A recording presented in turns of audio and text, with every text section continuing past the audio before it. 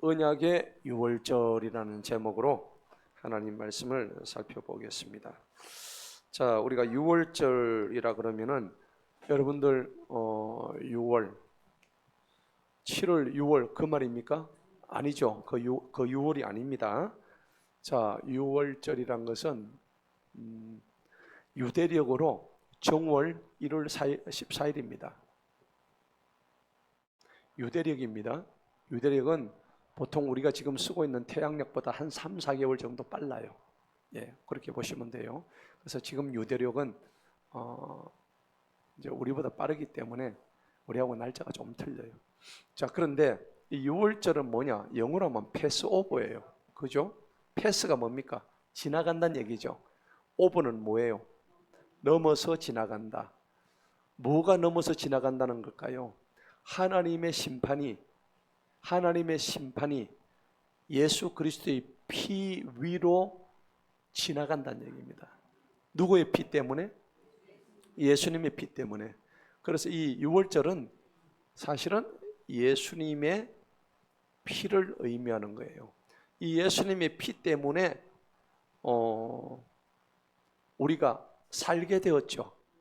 지금 우리가 지금 구원 받았죠. 예, 확신하십니까? 예. 자, 우리가 구원 받은 것은 누구의 피? 예수님의 피란 말이에요. 그런데 구약 시대는 예수님이 그때 물론 계셨지만 육신으로는 오지 아니하셨잖아요. 그래서 예수님께서 히브리서 말씀처럼 9장에 단번 제사로 오시기 전까지는 예수님이 한 번 십자가에 못 박히기 전까지는 누구의 피로 속죄를 했습니까? 짐승피, 그죠? 양의 피, 수수의 피, 이런 짐승들을 잡아서 제단 위에 막 피를 뿌렸습니다. 그래서 레위기 17장 11절에는 여러분 피는 생명이라 그랬죠. 예. 그래서 피를 뿌림으로 인해서 이 짐승들의 피를 뿌림으로 인해서 죄를 사했단 말이에요.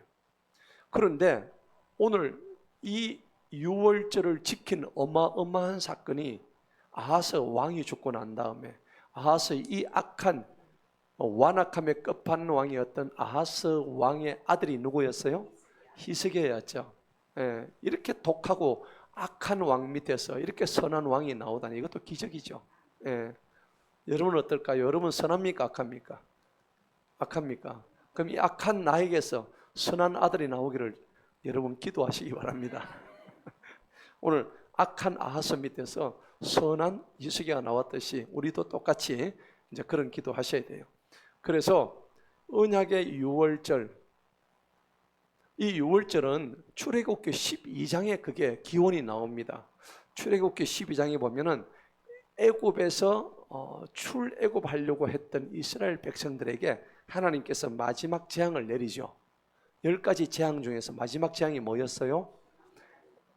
애굽의 모든 장자들을 전부 다 하나님께서 치시는 장면이 나옵니다. 그런데 조건이 하나 있죠. 이스라엘 백성들한테는 비밀을 얘기해줘요. 너희가 내 백성이기 때문에 너희는 짐승의 피를, 양의 피를, 어린 양의 피를 잡아서 너희 문설주 위에다가 피를 발라줘라. 예. 그러면은 너희 장자는 내가 죽이지 않겠다. 누구든지 피를 바르는 자는 내가 살려주겠다. 이 얘기를 하신 거예요. 이게 유월절의 의미입니다. 예. 그래서 아까 얘기했다시피 신약에 들어오면 예수님의 피는 구약의 누구의 피냐면 짐승의 피입니다. 짐승의 피고 이 짐승의 피가 예수님께서 신약에 들어오면 자신을 뭐라고 표현하십니까? 어린 양이라고 표현하시죠. 나는 어린 양이다. 어린 양의 피를 발라서 이제 전부 다 구원받고, 그러면은 구약 시대는 짐승의 피를 발라서 구원받고, 신약 시대에는 어린 양 주 예수 그리스도의 피로 인하여 단번 제사, 단번 구원 받는다는 얘기입니다. 그래서 이것을 너희는 기념하라고 했어요? 안 하라 했어요? 기념하라고 한 절기가 뭐라고? 그게 유월절이에요. 그럼 유월절이라는 것은 우리가 따지보면 이게 무슨 말이냐면 죽음에서 뭘로 바뀌었다고? 생명으로 바뀐 날이에요. 우리가 영원히 죽을 수밖에 없던 그 날에서 생명으로 바뀐 날이야. 그럼 이거를 우리가 무슨 날이라고 합니까? 생일이에요, 생일. 죽었다가 다시 살아났으면 생일 아닌가요? 맞죠? 여러분의 생일은, 물리적인 생일은 다 있을 거예요. 6월이든 7월이든 8월이든 다 있죠. 그거는 육신이 태어난 생일을 얘기하는 거고, 여러분이 진정 거듭난 날, 하나님의 영을 받고 내가 과거의 일들을 전부 다 회개하고 하나님의 영을 받아서 거듭나고 회개하고 완전히 돌아와서 주 예수를 간절히 믿음으로써 나는 이제는 다시는 과거로 돌아가지 않겠습니다. 나는 주님의 자녀가 되었습니다. 하나님이 인정해 주시는 그 날이 바로 생일인 거예요. 그 날이 무슨 절? 그게 유월절이에요. 그러니까 여러분, 여호와의 유월절이라는 찬양도 있잖아요. 예, 맞아요. 우리 또 부르잖아. 여호와의 유월절. 근데 이 여호와의 유월절은 너무나 중요한 거예요. 우리의 죽어있던 생명들이 깨어나는 생명의 잔치란 말이에요. 그런데 오늘 자기 아버지 악한 왕이었던 아하스가 죽고 난 뒤에 아들 히스기야가 나타나면서 그동안에 저기 아버지가 막 완전 그냥 속된 말로 똥 싸놓은 거 다 치운 거야. 히스기야가 아들이 저 아버지 저질러 놨던 모든 더러운 것들을 전부 다 치우고 성전을 보수하고요. 그리고 뭐 어떻게 해요? 거기 있던 모든 관계되는 사람들 전부 다 축출하고, 그렇게 해서 이 유월절을 지키는데, 히스기야 왕은 남유다 왕이에요, 북이스라엘 왕이에요? 남유다 왕이잖아요. 맞죠? 지금 우리가 하고 있는 게 남유다 역사입니다. 예, 지금 우리는 어디입니까? 남과 북이 갈라져 있죠. 맞아요? 남북이 갈라져 있잖아요. 그런데 이스라엘은 어떻게 됐습니까? 이스라엘은 이렇게 바다가 있으면 이렇게 생겼죠. 요게 남과 북이 갈라져 있었다고. 아니, 북쪽이 훨씬 컸지. 남쪽 요 정도밖에. 이게 북쪽이에요. 북이스라엘, 남유다. 지금 우리 역대기 하는 것은 북이스라엘 이야기가 아닙니다. 지금 남유다 이야기입니다. 그런데 히스기야 왕은 북이스라엘 왕이 아니고 남유다 왕이에요. 그런데 이 히스기야 왕이 북이스라엘하고 이 지파들이 다 다르죠. 사실은 같은 민족이에요, 아니에요? 같은 민족, 한 민족이에요. 우리도 지금 한 민족이잖아요. 그런데 이 허리가 동강 나누어진 거예요. 얘들도 똑같아요. 그러니까 우리 한국하고 이스라엘하고 사실은 역사가 비슷한 공통점이 많아요. 이렇게 갈라져 가지고. 그래서 남유다 왕인데 이 히스기야가 사실은 전부 다 형제잖아요. 12지파. 로벤부터 해가지고 뭐 장자였던 로벤부터 해가지고 쭉 내려오면서 단 지파, 그 다음에 뭐 서불론 지파, 그죠? 온갖 지파 다 있잖아. 에브라임 지파, 므낫세 지파, 그죠? 이렇게 있었는데 오늘 유다 지파, 예수님이 태어나신 유다 지파도 있었죠. 자, 이런 지파가 있었는데 이 왕이 히스기야가 유월절을 지키라고 얘기하는데 남유다에게만 얘기하는 게 아니고 어디까지 얘기해요? 북이스라엘, 자기가 왕도 아니면서 북이스라엘까지 이거를 선포하는 겁니다. 여기도 선포하고 여기도 선포하고. 오늘 그 장면이에요. 왜 그렇게 선포할 수 있을까요? 같은 동족이니까. 같은 동족이니까.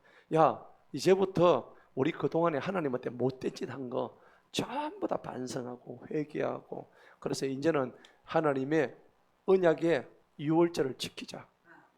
분명히 출애굽기 보면 너희는 유월절을 지키라고 명령이 되어 있단 말이에요.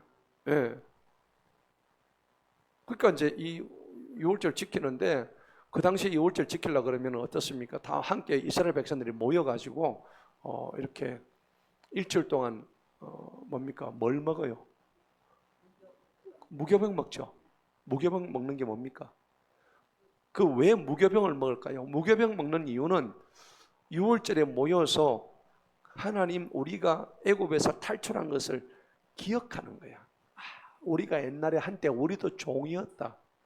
우리도 한때 노예였는데 하나님 우리를 구원해 주시려고 이렇게 거기서 우리를 빼내 주신 날이다. 이렇게 기억하라는 겁니다. 그걸 지키라는 의미는, 그러니까 너 본질을 알아라는 거죠. 네가 지금 그렇게 잘 사는 거 옛날에 네가 원래부터 잘 살았던 존재가 아니다. 네 옛날에 아주 종으로 살았던 천한 너였는데 하나님이 너를 살려주셔가지고 출애굽 쉽게 주셨다는 겁니다. 그러니까 급하게 나올 때 애국 군대는 쫓아 나오고 먹을 거는 못 챙겼죠. 예, 못 챙겼죠. 그래서 이제 밀가루 해가지고 이제 빵을 해야 되는데 누룩도 집어넣어야 맛있는 빵도 한데 급하게 나오느라 누룩을 집어넣었어요, 못 넣었어요? 못 넣었죠. 누룩을 넣어야 맛이 있잖아요. 그래서 누룩을 안 넣은 빵이 뭐냐? 누룩을 안 넣은 빵이 바로 무교병입니다. 무교병. 이게 무교병이라는 거예요.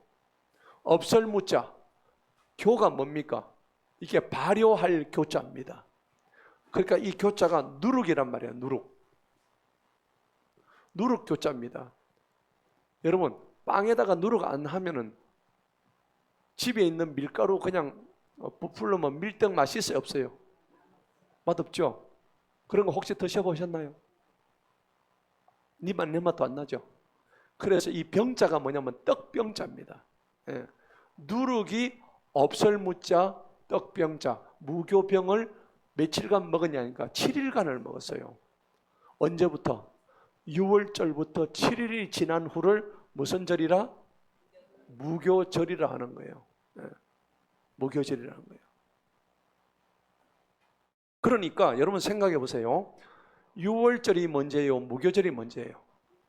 6월절이 먼저죠. 6월절은 우리를 뭐 해주신 날? 구원해 주신 날. 구원 받았으면 일주일 동안 이 누룩을 안 넣은 빵을 먹어야 돼요. 그러면 이 누룩은 뭘 상징할까요? 여러분, 누룩은 성경에서 이 누룩은 전부 다 뭐냐면 죄를 상징해요. 죄. 빵에 누룩을 넣지 말라는 얘기는 죄로 뒤범벅된 빵을 먹지 말라는 이 뜻입니다. 나중에 다 찾아볼 거예요. 그래서 이것을 먹지 말라고 해서 무교절이 되었고, 남과 북쪽으로 해가지고 이 히스기야가 이걸 다 선포를 합니다. 그러니까 북이스라엘에 있던 백성들이 뭐라 그래요? 반응이 어떻게 했을까요? 미쳤네. 이거 놀고 있네. 니나 잘해라. 왜 이렇게 했을까요? 당연히 북이스라엘은 남유다보다 훨씬 더 못됐어요. 얘들은 아예 괜찮은 왕이 하나도 없어. 그나마 남유다니까 그래도 여호사밧도 나오고, 그죠? 요아스도 나오고, 그 다음에 히스기야도 나오고, 이렇게 된 거예요. 그런데 이거를 북이스라엘에 대놓고 히스기야가 얘기하니까는 아나콩콩아 니나 잘해라 이놈아. 그런데 그 중에서도 몇몇은 히스기야 왕의 말을 들어요. 우리가 이런 장면 보면은 좀 나중에 볼 건데 감동적이에요. 그래도 히스기야 왕이 외쳤기 때문에 이 수많은 북이스라엘 민족 중에서 몇 놈은 돌아왔어. 돌아온 거예요. 우리가 11월 2일 날 전도하죠. 초대하죠. 목사님이 초대하니까 이거 내가 억지로 한다 생각하는데 그 중에서 몇 사람은 오늘 저것처럼 듣고 돌아오는 역사가 일어나는 거예요. 내 생각 제한하지 마세요. 이거 누가 돌아오겠노? 그런 생각 절대 하지 마세요. 그건 우리가 하는 게 아니에요. 성령님이 일하신다고. 오늘 히스기야 그것을 믿고 하나님의 일하심을 믿고 선포하니까는 완전히 지금 막 기적이 일어나는 거예요. 이런 장면을 보게 됩니다. 그래가지고 안에 막 완전히 이제 변화를 시켜요. 그러니까 막 옛날 거 다 집어 던지고요. 성전을 청소하고요. 히스기야 일하니까는 막 하나님이 얼마나 기뻐하시는지 몰라요. 그래가지고 이제 나중에 이제 그 찬양하는 장면이 나옵니다. 후반부 가면은 오늘 읽었던 우리 30장의 후반부 가면은 하나님을 우리 앞장에도 찬양했지만은 뒤에 갔는데 이제 또 찬양하는 장면이 나와요. 자, 오늘 그래서 하나님이 너무너무 기뻐하셨어. 왜? 깨끗하게 청소하니까는. 26절 한번 볼까요? 26절 보니까 한번 읽어봅시다. 시작. 이와 같이 예루살렘에 큰 기쁨이 있었으니 뭐 때문에 기쁨이 있었어요? 이게 지금 히스기야가 6월절을 선포하고 이걸 지켰기 때문에 하나님이 기뻐하시고 백성들도 기뻤죠. 그래서 이는 읽어봅니다. 시작. 이는 이스라엘 왕 다윗의 아들 솔로몬의 때 이래로 예루살렘에 이와 같이 된 적이 없었어요. 솔로몬 이래로 처음인 거라. 계속적으로 왕들이 바뀌었잖아요. 잘못해가 칼에 맞아 죽고 모가지 잘려 죽고, 그 다음에 문둥병 걸려가, 우시아는 문둥병 걸려가 죽고요. 다 이렇게 죽었어요. 그런데 오늘 이런 대청소하니까 정결의식을 다 하니까 하나님이 내가 솔로몬 왕 이래로 이렇게 기쁜 때가 없었다고 백성들도 막 그 고백을 하는 거예요. 자, 그래서 오늘 역대기야 30장 중요한 것들만 제가 설명을 드리겠습니다. 오늘 제목을 그래서 뭐라고 지었느냐 한번 읽어봅니다. 시작. 언약의 유월절을 지키라. 지금은 신약시대죠. 그러면 구약의 유월절을 옛날처럼 지킬까요? 아닙니다. 그 구약의 유월절을 지키는 게 아니고 우리 속에, 내 속에 유월절의 정신을 되살려라 이겁니다. 그게 뭘까요? 누구의 피로 가능해요? 예수님의 피로 가능한 거야. 이게 너무나 중요한 거죠. 그래서 오늘 이 키포인트를 한번 알아봅시다. 예수님의 피가 얼마나 중요한데, 사람들은 그러면 예수님의 피 얘기하면 알아요, 몰라요? 모르잖아요. 예수님의 피가 왜 소중한지를 몰라요. 모르니까 저들은 복음을 듣지도 않고 관심도 없고 그렇단 말이에요. 자, 그러니까 예수님의 피와 나를 연결시키지 못하는 이유가 있습니다. 우리가 전도할 때 예수님의 피, 이게 나에게 연결이 안 돼.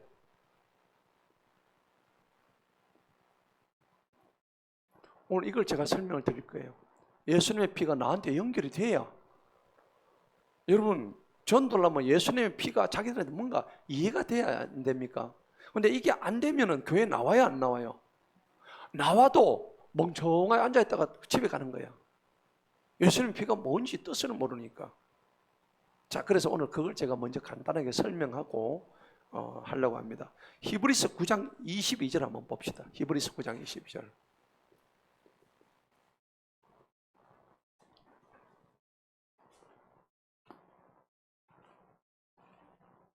히브리서 9장 22절 유명한 구절이죠. 예수님의 피가 어떤 효능이 있는지. 자, 한번 읽어보도록 하겠습니다. 시작. 율법에 따라 거의 모든 것들이 뭐로서 정결? 피로서 정결되나니 피 흘림이 없이는 사면하심이 없느니라. 아멘. 정확하게 아세요. 예수님의 피 흘림이 없이는 죄 사함이 없다는 얘기입니다. 예.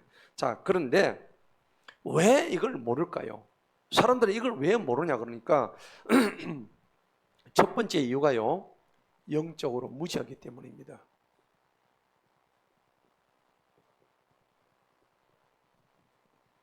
눈이 멀기 때문입니다. 영적으로 무지하고. 영적으로 알지를 못하니까 눈이 멀었다는 얘기입니다.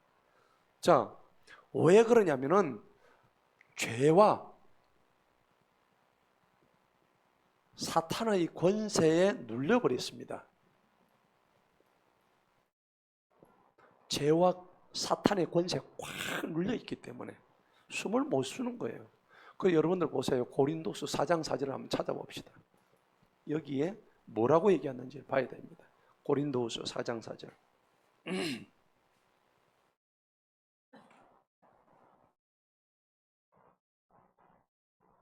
눈이 멀어버려요. 눈이. 아무리 얘기해도 안 돼요. 엄마도 얘기도 안 되고 아버지한테도 얘기도 안 되고 이 자식 새끼한테 얘기도 이게 귀에 들어가질 않는 거예요. 무슨 말인지를 모르는 거예요. 읽어봅니다. 시작. 그들 중에 이 세상의 신이 믿지 아니하는 자들의 마음에 눈을 뭐 한다고? 몰게 한다고. 이제 여러분 아셨죠? 이유를. 누가 한다고 이 짓을? 세상의 신이라고 되어 있잖아요. 똑바로 보세요. 맞죠? 안 맞아요? 누가 한다고? 세상의 신이 한마디로 얘기하면 누굽니까? 사단 마귀예요. 사단 마귀가 우리의 눈을 더 멀게 한다니까. 그래서 하나님의 형상이신 그리스도, 영광스러운 복음의 빛이 그들에게 비치지 못하게 한다고 정확하게 되어 있습니다. 맞죠? 예. 누구 권세에 눌렸다고? 세상 신의 권세에 눌려가지고. 이게 첫 번째 이유예요. 예. 그 앞에 3장 14절 한번 보십시다. 고린도서 3장 14절에도 보니까는 고린도후서 3장 14절 거기다 보니까는 그러나 그들의 마음에 뭐가 멀었다고? 눈이 멀었죠. 눈 멀면 그러니까 눈 뜨고 있는데 못 보는 거예요. 이 무슨 봉사라 그래? 당달 봉사예요. 눈을 뜨고 있는데 못 보는 거야. 그래서 이날까지도 옛 요원을 읽을 때 그 수건이 안 벗겨지는 거야. 옛 요원이 뭡니까? 구약 말씀이에요. 옛 언약. 이것을 읽을 때 눈이 멀어가지고 수건이 안 벗겨지는 거야. 눈앞에 수건을 딱 가려놓으니까. 그 수건은 우리가 예수님 안에서는 수건이 어떻게 된다고? 없어진대요. 할렐루야. 기가 막힌 얘기잖아. 그 가려졌던 수건이 예수 안에 있으면 수건이 하나님께서 확 걷어가 버리시는 거예요. 예. 자, 두 번째는 뭘까요? 두 번째는요, 죄에 대한 자각, 인식이 안 됩니다. 예수님의 피가 도대체 나하고 무슨 상관이 있는데 라고 얘기하면은 여러분 뭐라고 얘기할 거예요? 이걸 설명할 길이 없는 거야. 왜 그러냐니까는 죄에 대한 자각도 없고 인식도 없는 거야. 내가 무슨 죄인인데 도대체. 그렇게 말하는 사람들 들어보셨나요? 많죠. 내가 죄인인 걸 모른다니까. 근데 성경은 뭐라 그래요? 모든 사람은 해 아래 모든 사람은 다 죄인이라. 로마서 몇 장? 3장 23절에 분명히 되어 있다고. 뭐 늘 아는 거 안 찾을게요. 해 아래 모든 사람은 뭐라고? 죄인이라고. 의인은 없나니 단 한 사람도 없다고 되어 있는데 여러분들 그 전도할 때 이걸 적어놓고 쓰시라고 내가 적는 거예요. 이걸 딱 적어놓으세요. 전도하실 때 이런 논리로 전도를 하시라고. 자, 그래서 자신을 죄인으로 못 보는 거야. 자신을 죄인으로 안 여깁니다. 그러면 대신에 뭐입니까? 자기 의가 가득한 거야. 나는 어렵다는 거야. 그죠? 전도해보면 사람 많죠? 내가 뭐 잘못했는데 나 이때까지 니보다 더 착한 일 많이 했어. 그렇게 얘기한다니까. 도덕적으로 내가 선한 일, 선한 행위 많이 했는데 니는 그렇게 살았냐? 야 이놈아. 오히려 욕을 한다니까. 네. 그래서 나는 네가 말하는 그 예수 대속의 피, 야 이런 소리 때려치워보라. 그러죠? 도대체 대속의 피가 뭐고 나 이런 거 필요 없다 이렇게 얘기하는 거야. 네. 이게 두 번째 예수님의 피가 사랑과 연결 안 되는 포인트입니다. 나는 괜찮다는 거지. 그 다음에 세 번째가 뭐냐 그러니까 세상적 가치관입니다. 세상적 가치관과 자율성의 우상입니다. 자율성. 이게 무슨 말이냐니까 가치관 자체가 우리는 세상적 가치관이 아니라 우리는 성경적 가치관을 우리는 가져야 되죠. 아멘. 우리는 무슨 가치관? 성경적 가치관을 가져야 되는 거야. 성경적 세계관을 가져야 되는 거야. 그런데 세상 사람들은 무슨 가치관? 세상 가치관을 가져야 돼. 다른 말로 하면 세속적인 가치관. 똑같은 말이에요. 그리고 자율성의 우상이다. 그 안에 전부 다 어떤 우상이냐면 내가 스스로 알아서 잘한다 이런데 내가 자율적으로 난 잘하는데 왜 네가 그런 소리 하냐? 그렇게 얘기하는 거예요. 이 말은 무슨 말이냐면 자기 힘과 자기 의지로 나는 잘 살 수 있는데 아무 문제가 없다 라고 여기는 거예요. 성경이 그렇게 얘기할까요? 요한복음 19장 보면 그렇게 생각 안 합니다. 요한복음 19장 15절 한번 봅시다. 요한복음 19장 15절.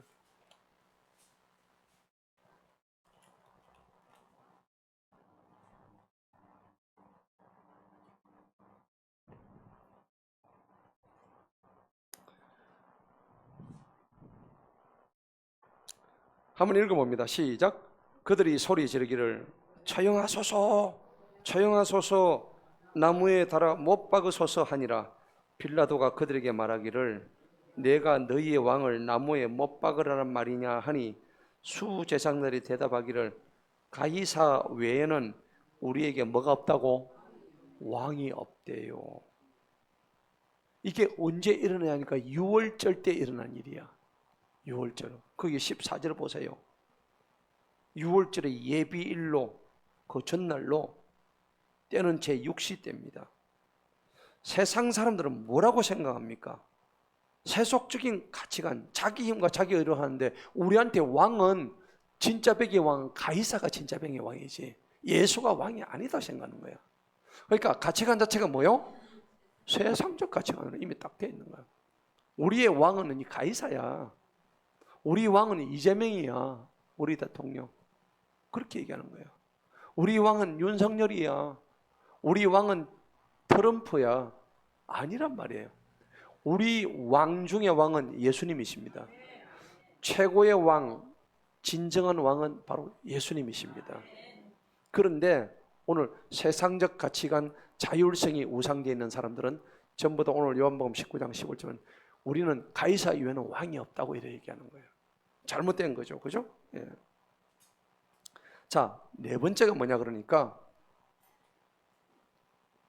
십자가 어리석게 보입니다. 여러분 이런 얘기 들어보셨죠? 인간적 지식으로는, 인간적 지혜로는 대속이 인식이 되지 않습니다. 고린도전서 1장 18절을 한번 찾아봅시다. 십자가가 저들에게는 참 우스꽝스러운 얘기예요. 그게 도대체 내하고 무슨 상관이 있냐는 거지. 1장 15절 18절 한번 봅시다. 한번 읽어봅시다. 시작.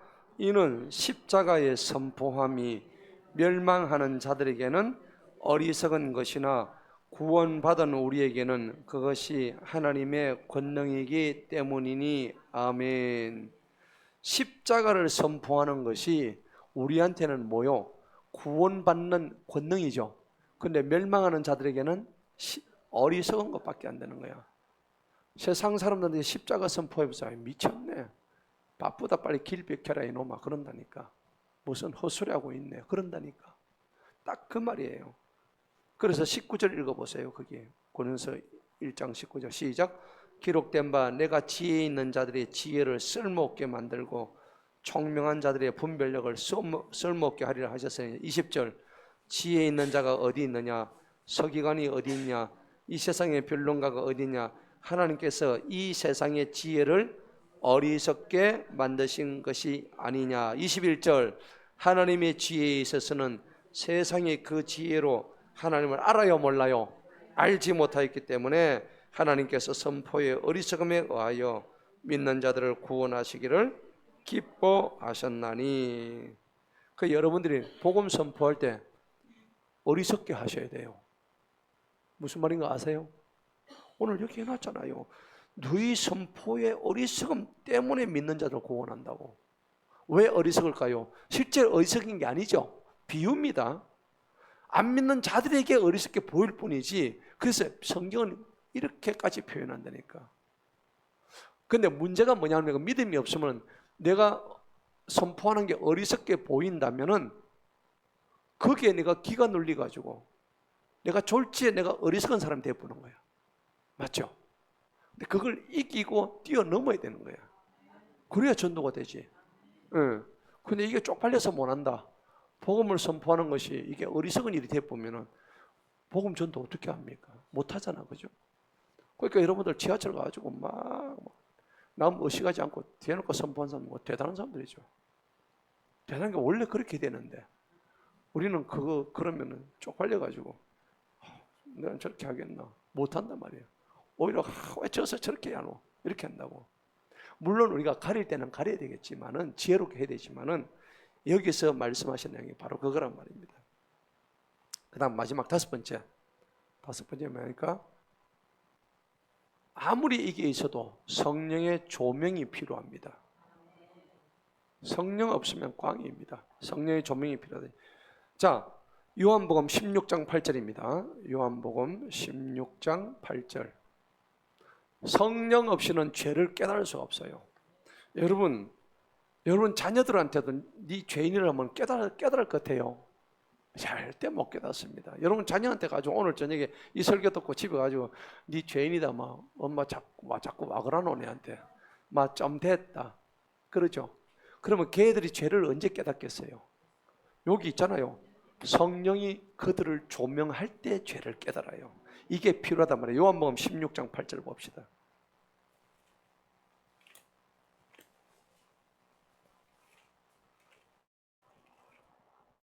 16장 8절 한번 읽어보겠습니다. 시작.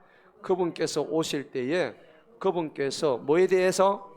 죄에 대해서, 또 의에 대해서, 심판에 대해서 세상을 책망하시리라. 9절.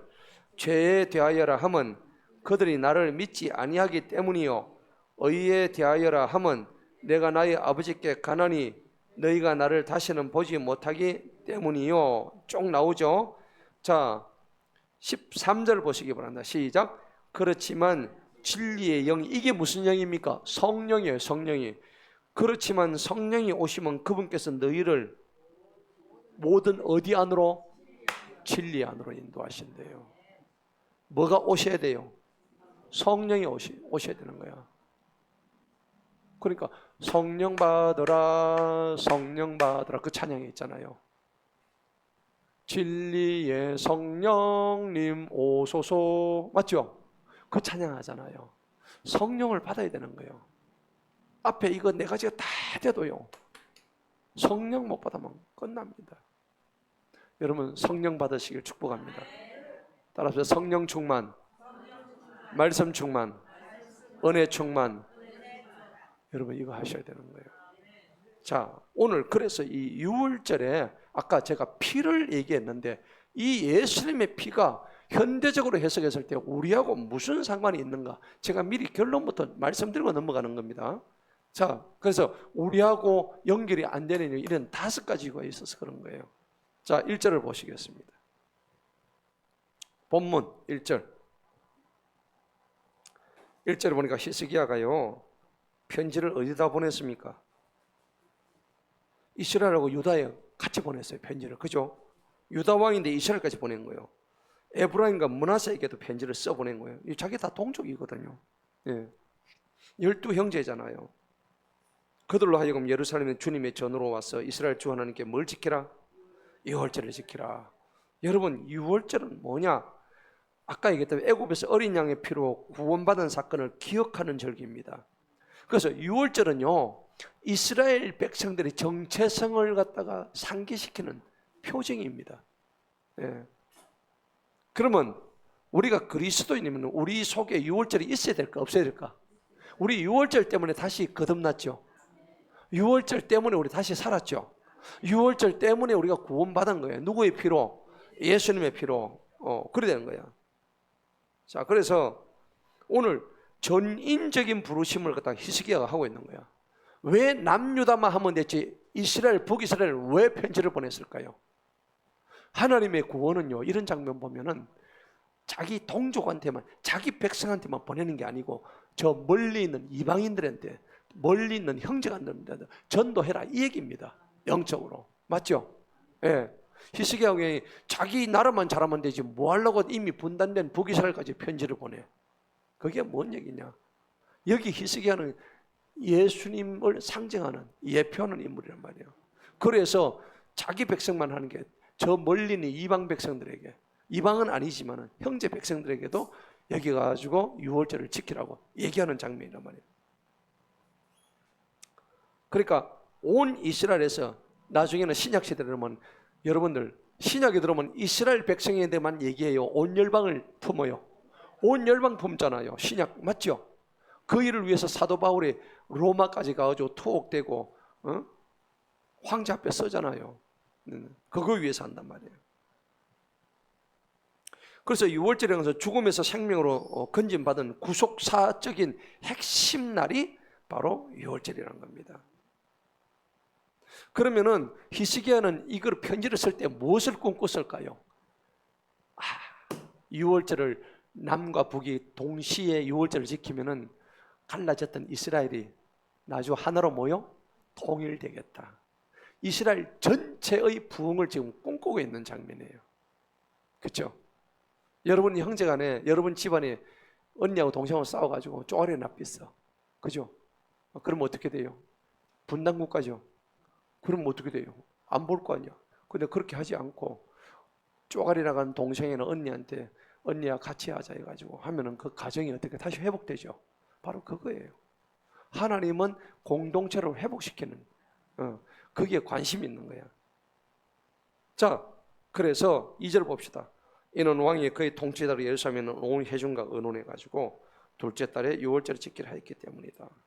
벌써 지금 차원이 다릅니다. 그런데 이유가 뭡니까? 그때 그들이 6월절을 지킬 수 없었다고 되어 있어요. 그 까닭이 뭡니까? 읽어봅니다. 시작. 그 까닭은 제사장들이 충분하게 그들 자신들을 그렇게 구별하지 아니하였고 백성들도 예루살렘에 함께 모이지 아니하였기 때문이었다. 그렇습니다. 예. 어쨌든 6월절을 지키라는 그 일이 4절에 보니까 왕과 온 회장을 기쁘게 여겼으므로 그들이 칙령을 제정합니다. 브엘셰바로부터 단에 이르기까지 온 이스라엘 전역에 6월절을 선포합니다. 그들로 하여금 예루살렘에 와서 이스라엘 주하나님께 6월절을 지키라 하였으니 이는 그들이 기록된 대로 오랫동안 6월절을 지키지 못하였기 때문에. 왜 오랫동안 못 지켰죠? 히스기야 자기 아버지 때만 하더라도 아하스였는데 아하스가 몇 년 통치했습니까? 29년인가? 그 정도 했죠? 나와 있나? 나와 있죠? 29장 1절에 뭐 아하스 때 29년을 저 아버지가 다스리면서 한 번도 6월절을 지킨 적이 없는 거예요. 6월절 몇 번 빼먹었어요? 매년 한 번이면 29번 빼먹은 거예요. 평생 살면서 20대 때 죽은 아들은 6월절이 뭔지도 모르고 죽었어. 그잖아요. 예. 그러니까 이런 악한 짓을 했으니까 히스기야가 이 6월절을 지키라고 했던 것은 대단한 지금 혁명이에요. 계획이에요. 그래서 6절에 보니까는 일꾼들을 보냅니다. 너는 가가지고 편지 가지고 이스라엘과 유다 전역으로 가가지고 왕의 명령대로 그대로 해라. 예. 너희가 그대로 하면은 그리하면 시작. 그리하면 6절 시작. 그리하면 그분께서 아시리아 왕들의 손에서 피한 너희 남은 자에게로 돌아오시리라. 그렇죠. 예. 하나님께서 너희가 돌아오기만 하면 그렇게 한다는 거예요. 예. 7절 한번 읽어봅니다. 시작. 너희는 너희 조상들과 너희 형제들과 같이 되지 말라. 그들은 그들 조상들의 주 하나님을 대적하여 뭐해서 범죄하였느니라. 그러므로 그분께서 그들을 멸망에 내어주신 것이 너희가 보는 지금 그대로 되지 않느냐. 너희 아버지, 너희 할아버지 보면은 다 멸망당했는데 하나님 말씀에 불순종했기 때문에 그렇다는 겁니다. 예. 불순종했기 때문입니다. 역사적인 교훈을 기억하라는 겁니다. 어느 정도로 했느냐? 8절 봅시다. 이제 너희는 너희 조상같이 뭘 굳게 하지 말라고? 목을 빳빳하게 하지 말라고. 너희 자신들을 주님께 굴복시키고 그분께서 영원히 그렇게 구별해서 그분의 성소로 들어가서 주 너희 하나님을 섬기면 그분의 맹렬한 진노를 너희로부터 뭐예요? 돌이키신다고. 할렐루야. 이사야 55장 한번 봅시다. 돌이키라고 한다고.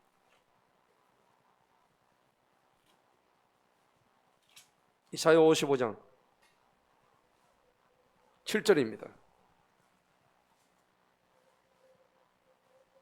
한번 읽어보도록 하겠습니다. 시작. 사악한 자는 자기의 길을 버리고 불의한 사람은 자기 생각들을 버리고 주님께로 돌아오라. 그리하면 주님께서 그에게 긍휼을 베푸시리라. 우리 하나님께로 돌아오라. 이는 그분께서 넘치게 뭐한다고? 용서하신다고. 예. 여러분 용서받고 싶으시죠? 뭐 해야 됩니까? 돌아오는 겁니다. 돌아오는 컴백, 돌아오는 겁니다. 예, 그게 회개예요. 회개는 다른 거 아닙니다. 가던 길을 멈추고 다시 되돌아오는 겁니다. 원래 자리로 돌아오는 겁니다. 예. 그래서 고린도서 6장 2절에 뭐라 했습니까? 지금이 받아주시는 때요, 지금의 구원의 날이로다 되어 있다니까. 맞죠? 지금이 받아주시는 때래요. 지금이 나를 받아주시는 때. 자, 본문 들어갑시다.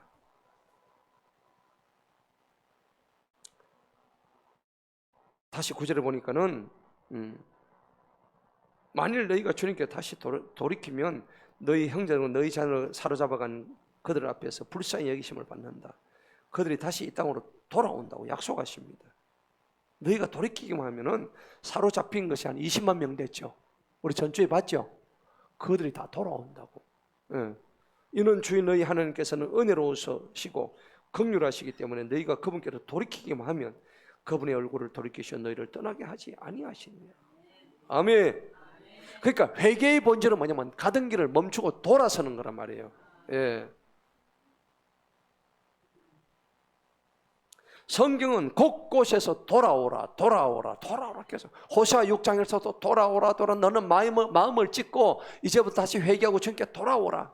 계속해서 돌아오라 그 얘기하는 거예요. 서가랴 1장 3절에서도 그렇고요. 예. 누가복음 15장에 보니까는 탕자가요 돌아오니까 제가 아버지가 벗은 발로 쫓아가지고 아들을 막 껴안고, 냄새나는 아들을 껴안고요, 손잡고 금가락지 끼우고 난리가 난 거예요. 뭐 잘했습니까? 잘한 거 아무것도 없어. 돌아오기만 해도. 할렐루야. 우리는 돌아온 자입니다. 돌아온 탕돌입니다. 돌아온 탕녀들이에요. 돌아온 탕자입니다. 예, 우리는 다 탕돌이다. 그런데 오늘 돌아왔기 때문에 우리가 사는 거예요. 자, 그렇게 하니까는 10절 11절 봅시다. 이걸 하려고요, 에브라임과 므낫세와 스불론까지를 가지고 막 성읍으로 돌아다니는데 사람들이 그들을 뭐 했습니까? 비웃고 조롱했지요. 아까 제가 말씀드렸잖아요. 그죠? 예. 자, 그러니까요, 그럼에도 불구하고 11절 읽어봅니다. 시작. 그럼에도 불구하고 아셀과 므낫세와 스불론 중에서 몇몇 사람들이 스스로 겸손하여 예루살렘으로 왔으며. 아멘. 마태복음 22장에 보면요, 복음은요 차별이 있어 없어 사람들한테 전해질 때. 그래서 그걸 복음의 보편성이라고 하는 거예요. 예. 자, 그래서 굉장히 중요한 겁니다. 우리 복음은요, 여러분 하늘에서 비가 내릴 때 선인과 악인한테 따로 내려요, 같이 내려요? 같이 내리는 거예요. 그게 일반 은총이에요. 맞죠? 선인과 악인을 구별하지 않아요. 자, 그게 일반 은총이라고. 그런데 특별 은총이 있어. 이거는 뭡니까? 특별 은총은 일반 은총하고는 달라. 이거는 특별히 선택된 자들에게만 주는 거예요. 선택적으로 오는 뭐예요? 구원의 은혜인 거예요. 예. 그럼 우리는 일반 은총자예요, 특별 은총자예요? 특별 은총자예요. 일반 은총도 받았어. 그런데 특별 은총은 또 보너스로 더 받는 거예요. 중요한 게 특별 은총이에요. 그래서 이걸 뭐라고 얘기하냐면은 복음의 보편성이라고 그래요. 이게 이제 신학적인 용어인데, 보편성. 복음은 누구에게나 다 보편적인 성격이 있다는 얘기입니다. 예. 그런데 반대로 구원은 뭡니까? 구원의 선택성입니다. 구원은 아무나에게 안 가요. 구원은 누구한테? 여러분들에게 가는 거야. 할렐루야. 여러분들이 구원을 받는 거라고. 오늘 이 자리에 앉아가지고 지금 하나님 말씀의 길을 쫑긋이 듣고 피곤한 몸을 이끌고 와가지고 얼마나 여러분들이 애를 쓰고 있습니까? 그런 사람한테 뭐가 주어진다고? 구원이 주어지는 거예요. 감사하죠. 이게 구원의 선택성이에요. 마태복음에 정확하게 22장이 나와 있어서 한번 봅시다. 뭐라고 했는가? 마태복음 22장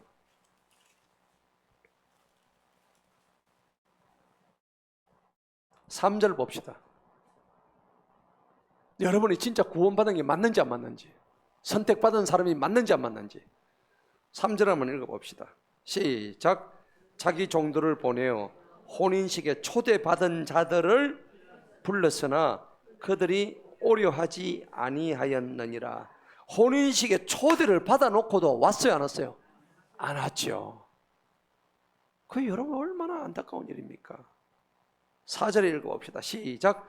다시 그가 다른 종들을 보내면서 말하기를 초대받은 자들에게 말하라. 보라, 내가 저녁 식사를 준비하였고 나의 소와 나의 살찌운 짐승도 잡아 모든 것들을 갖추었으니 어디 오라고? 혼인잔치에 오라고 분명히 얘기하는데도 14절을 읽어봅시다. 시작. 이는 부름을 받은 자들은 많으나 택함을 입은 자들은 뭐하다고? 적습니다. 여러분들은 지금 택함을 입은 자들에게 소수예요. 택함 받은, 부름 받은 자들은 참 많이 있습니다만은 택함 받고 이 자리에 앉기는 아무나 못 하거든. 여러분들이니까 하시는 거예요. 축복합니다. 사랑합니다. 하나님의 한량없는 은혜가 여러분들 가정에, 여러분의 삶에 있기를 축복합니다. 예. 오늘 분명히 오늘 이 말씀을 하시는 거야. 그런데 오늘 22장 5절에 보니까요, 마태복음 22장 5절에 보니까 뭐라고 했냐니까는 그들은 그 초대를 어떻게 여겼죠? 가볍게 여기고 제 갈 길로 가는 거야. 예. 어떤 이는요 자기 농장으로, 어떤 이는 장사로 가는 거야. 예. 그럼 어떻게 돼요? 그건 네 쪼대로 살아라. 그리고 혼인잔치의 문은 어떻게 돼요? 철커덩 하고 딱 닫혀버리는 거야. 그들은 바깥에서 이를 갈고 울고 있는 거야. 예. 그날에, 심판날에 이 갈고 있는 거야. 여러분 저녁에 주무실 때 이 갈지 마세요. 습관됩니다. 이 갈면 어금니 상합니다. 예. 자, 그래서 오늘 오히려 핑계대고 있는 이런 사람들이 있는데, 오늘 여기서는 보니까는 본문 봅시다. 10절 12절에는 다 했는데 다 비웃고 조롱했지만은 오늘 몇몇 사람들은 어떻게 해요? 아주 그냥 겸손하게 받아들였다는 겁니다. 자, 13절에 보니까요, 둘째 달에 많은 백성이 아까 무슨 절이라 했습니까? 무교절이 절기죠. 아까 무교절 제가 설명드렸죠. 무교절은 굉장히 중요한 거예요. 그래서 6월절 무교절은, 이 무교절은요, 6월절은 구원이라 그랬죠. 의미가 구원이면은 무교절로 넘어갑니다. 무교절은 성화입니다. 구원받은 자들이 거룩함을 입게 되는 걸 성화라 그래요. 예, 그렇죠. sanctification, 성화라 그래요. 그 다음에 무교절이 지나고 나면은 초실절이 와요. 초실. 첫 번째 열매 맺는 초실절. 이게 부활을 의미하는 거예요. 부활. 부활의 열매입니다. 부활의 생명. 이걸 의미하는 거예요. 그러니까 각 절기마다 의미가 있어요, 없어요? 다 있죠. 예. 그러니까 이 절기를 지키라는 겁니다.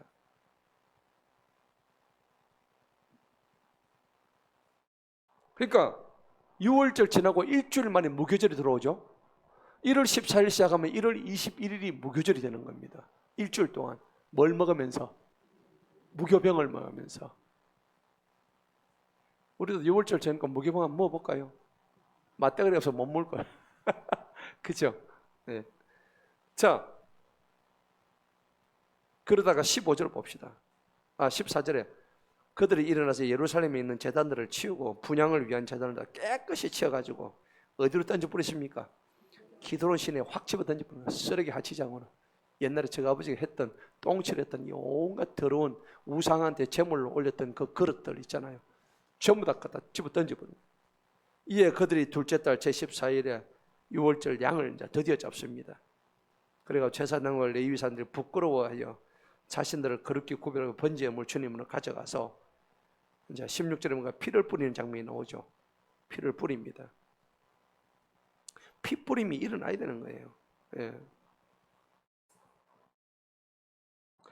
자, 그래서 17절에 보니까는 회중에는요 어떤 사람들이 많았습니까?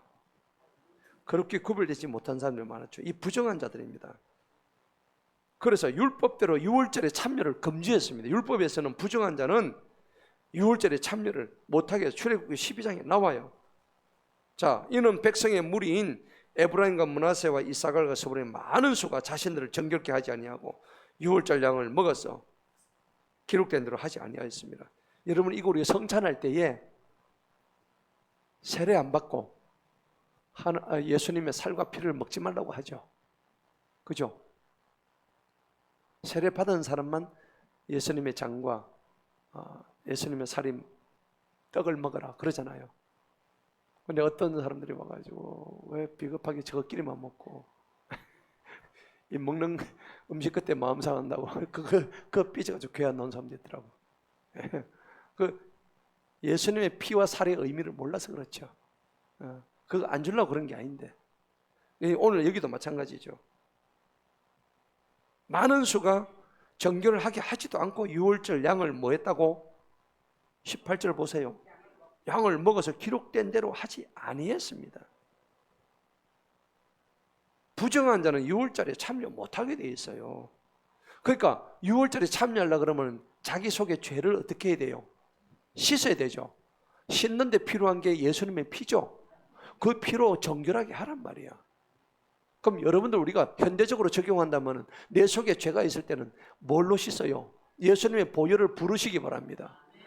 그러니까 여러분들이 죄 지었고 난 뒤에 기도할 때 주님의 피로 나를 머리부터 발끝까지 다 씻어주옵소서. 그러면요, 피가 머리속부터 막 예수님 피가 막 들어옵니다. 그죠? 상상을 해보세요.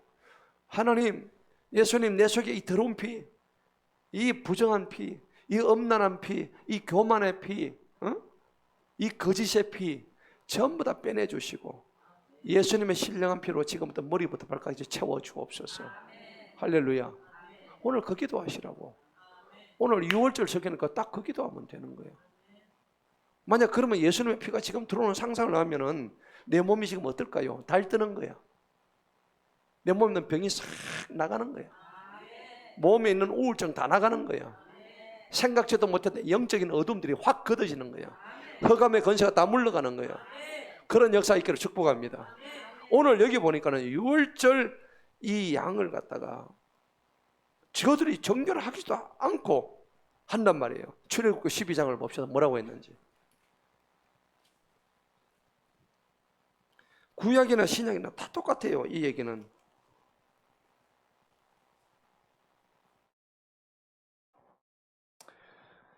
자, 출애굽기 12장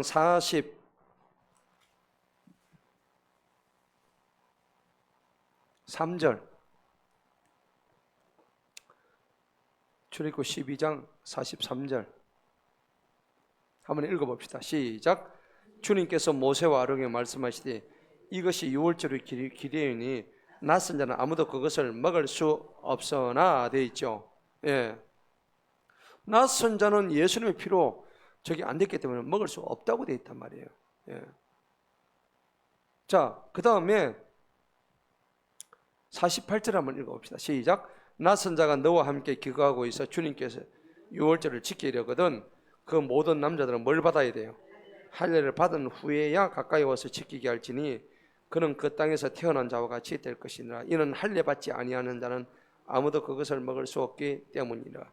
여기 구약에서 할례는 뭡니까? 육체에 하는 할례죠. 근데 이게 의미가 있을까요? 신약에 들어오면 아니죠.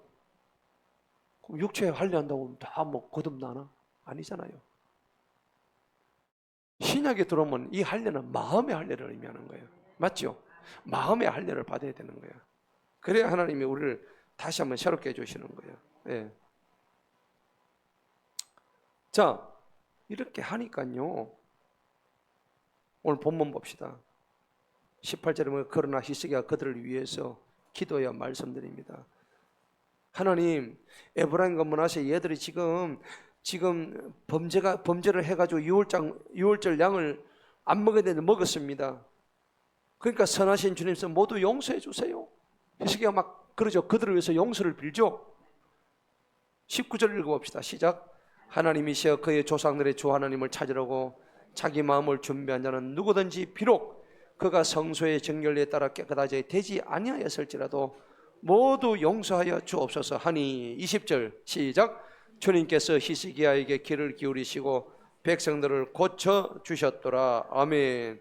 지금 하나님이 이율배반적이죠. 앞에 율법에서 뭐라 그랬어요? 하나님이 그거 먹으면 안 된다 해놓고 히스기야가 지금 기도하니까는 율법을 어긴 놈들을 다 용서해 주는 장면이네. 이거 어떻게 해석해야 돼요? 좀 신기하지 않나요? 우아하지 않나요? 여기서 드디어 신약이 나오는 거예요. 율법에서 은혜로 넘어가는 장면이 지금 나오잖아요. 할렐루야. 이 장면이 바로 히스기야의 간구를 듣고 히스기야의 중보를 듣는 거예요. 그러니까 히스기야 누구를 상징합니까? 예수님을 상징하는 거예요. 저들 죄인들, 서불른, 그 다음에 죄를 사함받지도 않고 돌이키지도 않고 유월절 어린 양을 집어먹었던 이놈들을 히스기야가 예수님이 되는 장면이죠. 중보기도를 하니까는 하늘에 계신 하나님이 저들의 죄를 뭐요? 용서해 주시는 거야. 벌써 여기서 히스기야는 예수님을 상징한다, 예표한다. 그리고 율법에서 은혜로 지금 넘어가는 장면이죠. 할렐루야. 굉장히 오늘 이게 중요한, 굉장히 구약에서 신약을 예표하고 있는 그런 대목들이란 말이에요. 예. 그러니까 이런 대목들이 구약에서는 여기만 있냐면 그런 게 아니에요. 호세아 6장 6절 봅시다. 하나님이 율법 지키려 해놓고는 하나님이 스스로 율법을 갖다가 파괴해버리고 네가 내한테 잘못만 빌어도 내가 용서해 주겠다고 이제 벌써 하나님이 은혜의 법으로 넘어가는 장면이에요. 호세아 6장 6절 몇 페이지입니까? 6장 6절 다 같이 한번 읽어봅니다. 시작. 하나님을 아는 것이 번제의 예물보다 더 나으니라. 아멘. 여기서 내가 하나님이 지금 하시는 말씀이에요. 6장 1절부터 읽어보세요. 시작. 오라 우리가 주님께로 돌아가자.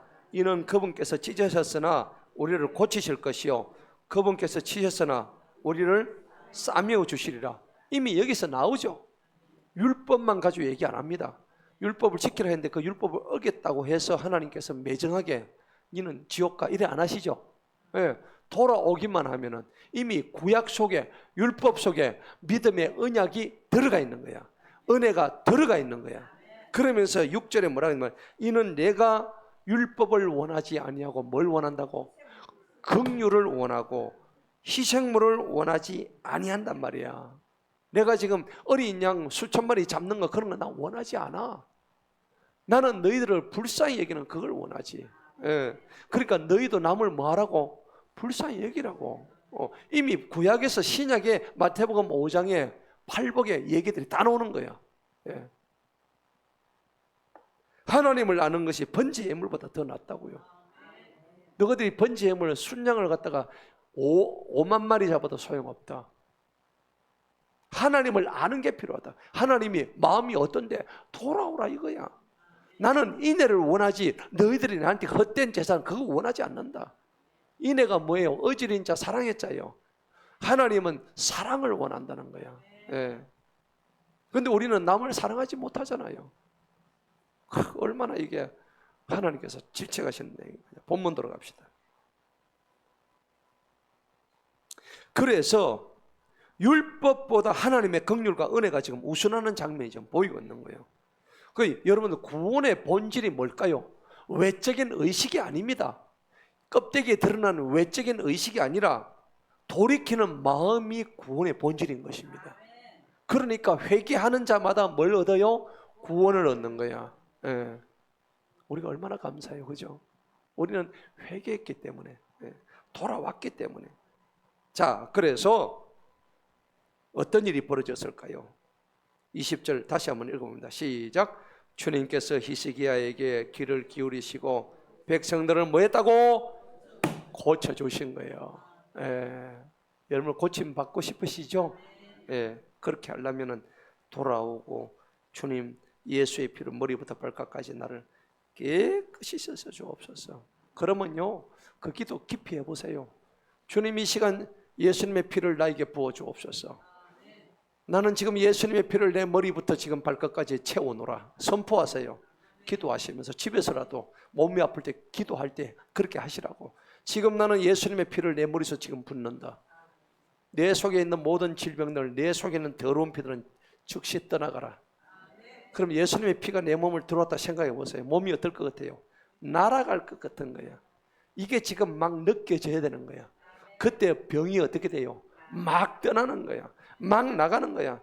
내 혼미했던 정신이 깨끗하게 정리가 되는 거야. 할렐루야! 그걸 선포하라고. 아시겠죠? 아시겠죠? 그래요. 이제 우리 박예자 집사님이 이제 그걸 확실하게 알고, 권사로 부르지 말아요. 집사로 불러달래요. 얼마나 겸손하세요. 어쨌든 우리는 이런 일이 딱 있고 나니까요, 뭐가 터지냐 하니까는 21절에 막 일어나는 거야. 기가 막히죠. 읽어봅니다. 시작. 예루살렘에 모인 이스라엘 자손이 큰 기쁨으로 누룩 없는 절기를 며칠간 7일 동안 지키고 레위 사람들과 제사장은 큰 소리는 악기들로 주님께 뭐 했죠? 찬송하고 날마다 주님을 찬양하였더라. 할만하죠? 이 정도면 찬양, 저절로 기쁨으로 터져 나오는 거예요. 누가 시킨 것도 아니야. 자발적으로. 그 여러분들 집에 가서 기도하면 이 장면이 그대로 이루어져야 되는 거예요. 예. 그래서 히스기야가 또 이렇게 합니다. 22절 시작. 히스기야는 주님의 선하신 지식을 가르치는 모든 외리 사람들을 위로하며 칭찬하였더라. 그들이 7일의 명절 동안 먹고 화목제 예물을 드리며 그들 조상들의 주 하나님께 고백하는 말을 하였더라. 어떤 고백 말을 했을까요? 조상의 하나님, 조상들의 주 하나님께, 하나님, 우리 조상들이 잘못했습니다. 우리 조상들의 죄를 용서하여 주시고 우리 때부터는 이제는 우리 조상들이 악하게 했던 다시는 그렇게 하지 않도록 해주세요. 그 기도를 한 거예요. 지금 여러분들 조상들 잘못한 거 있어요, 없어요? 우리 집구석마다 다 그런 거 있어요, 없어요? 다 있죠. 오늘 이 기도를 하셔야 되는 거예요. 하나님, 우리 집구석에 있었던 우리 조상들이 못나고 못되고 정말 허무했던 이런 우상 숭배들 다 뿌리 뽑아 주시고, 하나님 나를 새롭게 하여 주옵소서. 영원토록 새롭게 하여 주옵소서. 이 기도를 하는 거예요. 네. 여러분, 이제 저는 내년에 선교와 이 우리 교회의 목회를 가정 목회로 바꿀 생각입니다. 새롭게 할 생각입니다. 무너진 가정이 너무 중요한 거예요. 가정을 회복하는 것이 하나님이 만드신 공동체 중에 제일 첫 번째 공동체가 뭡니까? 가정이었어요. 창세기 보면은 뭡니까? 남자가 여자를 떠나, 남자가 부모를 떠나, 그죠? 여자가 만나서 가정을 이루잖아요. 그게 첫 번째 공동체예요. 그 다음에 교회 공동체, 사회 공동체, 국가 공동체, 일터 공동체 있는데 첫 번째는 가정 공동체예요. 우리 가정들이 다 무너져 있고, 이게 누가 한 일입니까? 사단이 한 거예요. 사단이 다 그렇게 만들었어요. 그래서 이거를 저는 선교에다 적용할 거예요. 목회에 적용할 겁니다. 그래서 가정을 살리는 게 선교고, 가정 선교사를 만들고, 또 가정 전도사를 만들고, 또 가정을 세움으로 인해 가지고 하나님의 창조 질서가 바로 회복되는 거예요. 여러분, 자녀의 머리는 누굽니까? 그렇죠? 예, 아버지잖아요. 그러니까 여자의 머리는 누구예요? 남자잖아요. 그렇죠? 남자의 머리는 그리스도, 그리스도의 머리는 하나님. 고린도서 나와야 안 나와요? 나오죠. 하나님은 무슨 하나님? 질서의 하나님이다 그랬단 말이에요. 지금 이 질서를 갖다가 전부 무너뜨렸어요. 왜 그러냐니까는 여자의 권리를 갖다가 주장하죠. 성경에서 말하는 여자의 권리는 그런 주장이 아닙니다. 하나님이 설정해 놓은 그거는 여자는 남자한테 복종하게 돼 있어요. 순종하게 돼 있다고. 예. 근데 이거를 여권 신장이라 해가지고 막 인권을 얘기하면서 이게 전부 다 하나님의 창조 질서에 위배되는 되는 것입니다. 여러분이 가정이 잘 되고 복을 받으려면은 남편에게 복종하십시오. 순종하시기 바랍니다. 그게 그렇죠. 죽게 하다 돼야 되는 거예요. 그게 성경적이에요. 그러니까 그거를 다시 한번 회복시키는 것이 앞으로 제 목회의 방향입니다. 그리고 교회도 마찬가지고 모든 질서가 다시 한번 새로 서는 거예요. 선교도 마찬가지고. 자, 그런데 오늘 그게 이루어지려고 그러니까 너무나 감사한 거죠. 예배가 부흥되는 거죠. 그런데 이것을 누가 솔선수범했습니까? 히스기야가 솔선수범했어요. 예배의 부흥은요, 지도자의 헌신에서 시작됩니다. 예. 그래서 오늘 보니까는 총회가 23절을 보니까요 7일을 더 하기로 했대요. 원래 7일만 하면은 6월절과 무교절이 끝나는데 누가 시켰어요? 안 시켰죠. 자발적으로 7일을 더 하자고 14일을 갖다가 무교절을 한 거예요. 얼마나 기뻤으면. 그래서 이런 일들이 이제 지금 일어나고요. 기쁨으로 7일을 더 지켰다고 되겠다고. 앞으로 우리 교회에서 일주일 작전 기도를 하는데 목사님 일주일만 더 합시다. 오늘 이와 같이 이런 역사가 나오면은 얼마나 좋겠어요. 기쁨으로. 예. 자, 그리고 24절에 보니까는 뭐 양 7,000마리 주고요, 통치자들의 수소 1,000마리, 양 10,000마리. 이 주는 단위가 중요합니다. 보세요. 수소를 몇 마리요? 1,000마리. 양은 몇 마리? 7,000마리. 보세요. 1000과 7 숫자에 주목하세요. 항상 무슨 수입니까? 충만수입니다. 완전수입니다. 맞죠? 예. 그리고 통치자들은 수소를 몇 마리? 1,000마리. 양을 몇 마리? 10,000마리. 10,000마리는 1,000이 몇 개요? 1,000이 10개죠. 1,000이 충만수잖아요. 근데 그게 10이 뭐예요? 10도 충만의 수거든요. 맞죠? 그러니까 충만한 숫자인 거예요. 꽉 채워서 주는 거예요. 예.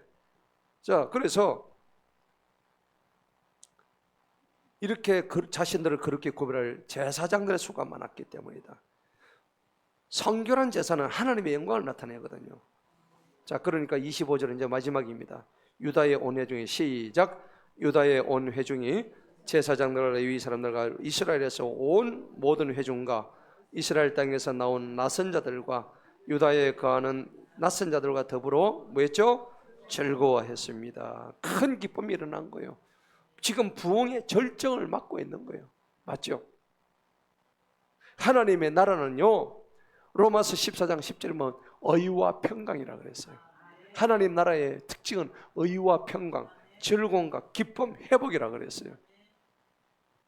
자, 그래서 오늘 26절 아까 우리 읽었죠? 한 번 더 읽도록 하겠습니다. 시작. 이와 같이 예루살렘에 큰 기쁨이 있었으니 이는 이스라엘 왕 다윗의 아들 솔로몬 때 이래로 예루살렘에 이와 같이 된 적이 없었더라. 27절. 그 후에 레위 사람 제사장들이 나서 백성들을 축복하였는데 주님께서 그들의 소리를 들으셨으니 그들의 기도가 그분의 거룩한 처소인 어디까지? 하늘에까지 상달하였더라. 아멘.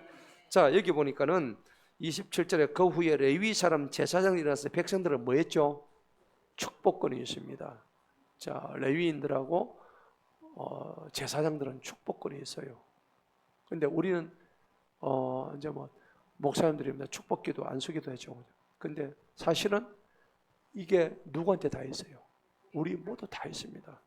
우리는 뭐 같은 제사장? 왕 같은 제사장이에요. 신분을 조금이라도 잊으면 안 돼. 아, 목사님이 제사장. 저는 당연히 제사장이고 여러분들도 똑같은 제사장입니다. 그래서 신약 시대를 만인 제사장 시대라고 하는 거예요. 들어보셨어요? 만인 제사장. 누구나가 다 제사장이 이 말입니다. 그렇기 때문에 이 신약 시대가 얼마나 좋은가 우리가 깨달을 수 있는 거예요. 자, 오늘 말씀의 결론을 맺겠습니다. 자, 6월절은 이스라엘의 정체성의 근원이 되었습니다. 우리 인생에 6월절이 없었다면 우리가 지금 존재할 수 있을까요? 없죠. 예. 6월절은 누구 때문에 일어난 일입니까? 예수님, 그죠? 예수님의 뭐로? 피가 곧 생명이라고 레위기 17장 11절에 나와 있단 말이에요. 피가 곧 뭐라고? 생명이라고. 예수님의 피는 우리 죽었던 우리를 다 살릴 수 있는 부활의 생명입니다. 악을 쫓아내는 생명의 권능입니다. 이 권능을 받아서 이 6월절의 역사가 여러분 삶 속에, 여러분 가정 속에, 여러분 자녀 속에, 여러분 모든 일상 속에, 여러분 미래 하늘나라에까지 사무쳐서 이 6월절의 역사가 우리 모두에게, 또 여러분 자녀에게, 여러분 사업장 비즈니스 위에 완전한 부흥으로 일어나기를 주님을 축복합니다. 기도하겠습니다.